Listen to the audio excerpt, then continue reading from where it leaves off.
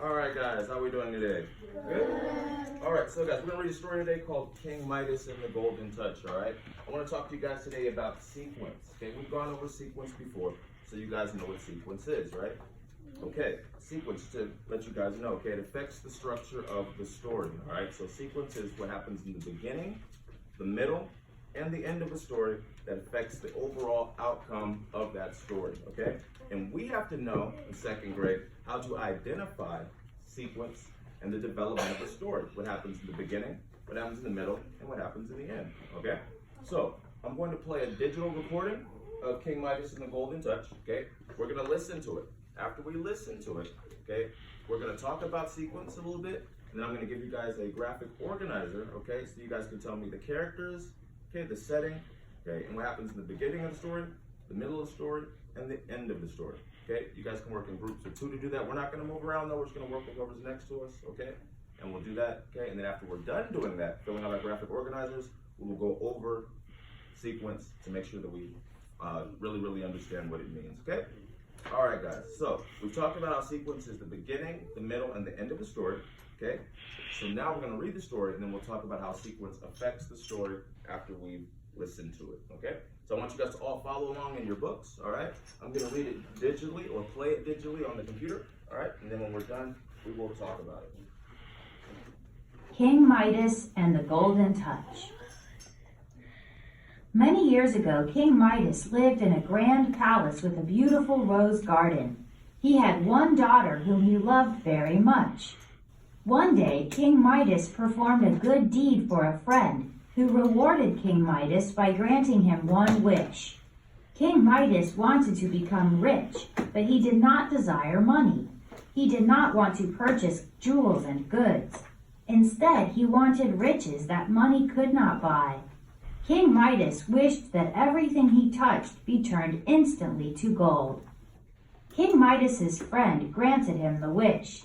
King Midas ran over to his garden and touched a rose. The flower instantly turned to gold. King Midas clapped his hands with glee. Okay, very good job, okay? I love how you guys are paying attention too, okay? So as you guys can see in the beginning of the story, we're introduced to King Midas, okay?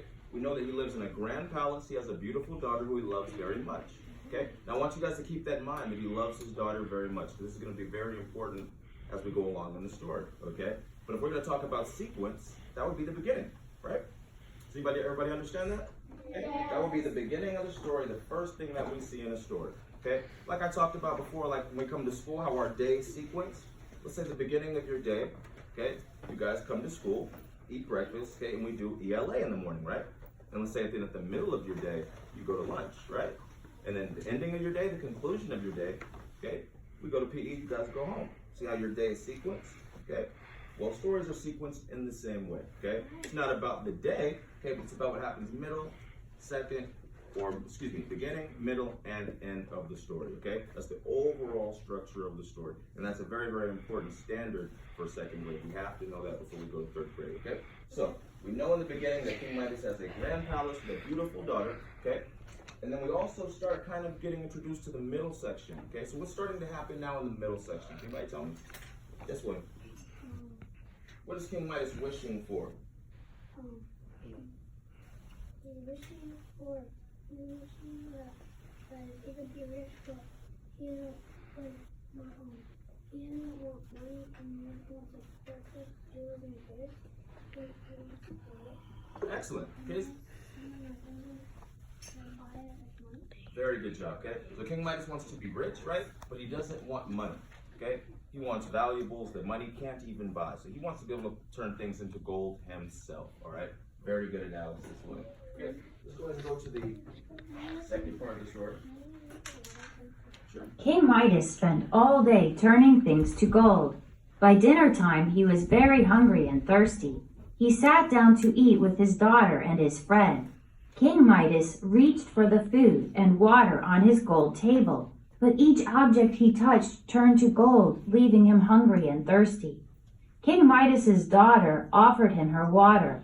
He reached to take it and without thinking touched her hand. Immediately she turned to gold too.